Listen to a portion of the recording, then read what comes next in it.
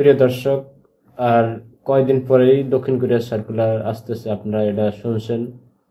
তো আপনারা অনেকে জানেন এবং যারা জানেন না তাদের জন্য এই ভিডিওটি।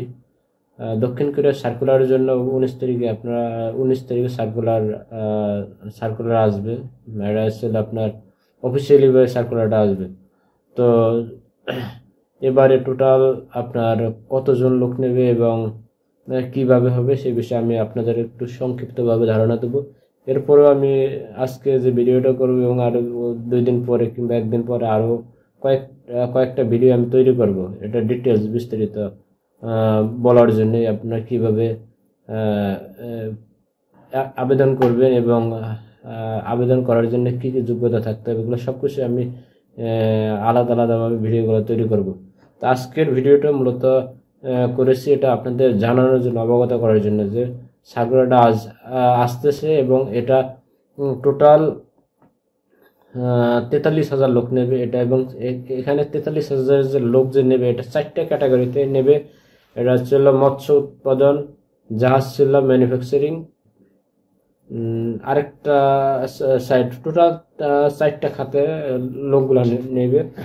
তো সেই ক্ষেত্রে আপনারা কারা কারা আবেদন করতে পারবেন, তারাই আবেদন করতে পারবেন যাদের বয়স আপনার 18 থেকে 39 বছরের মধ্যে আছে। তারা আবেদন করতে পারবে। পাসপোর্টের মেয়াদ কমপক্ষে 7 মাস থাকতে হবে। আর আরেকটা বিষয় সেটা হচ্ছে আপনারা যারা আবেদন করবেন তাদের যদি কোনো ফৌজদারি কার্যবিধি মানে কোনো মামলা হয়ে থাকে তারা এখানে আবেদন করতে পারবেন না। এবং এর ন্যূনতম শিক্ষাগত যোগ্যতা থাকতে হবে এসএসসি পাস পর্যন্ত। যারা এসএসসি পাস করেন না তারা কিন্তু এবার আবেদন করতে পারবে না।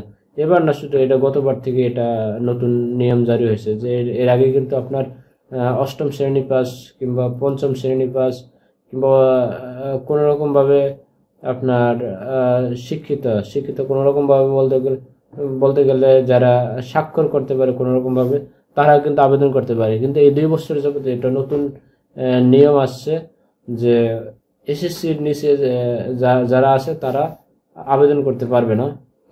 তো আরো যদি আপনাদের এই বিষয়ে জানার কোনো আগ্রহ থাকে, আপনারা যদি জানতে চান, তাহলে আপনার মেসেজ কিংবা কমেন্টের মাধ্যমে জানাবেন। আজকের ভিডিওটা এই পর্যন্তই।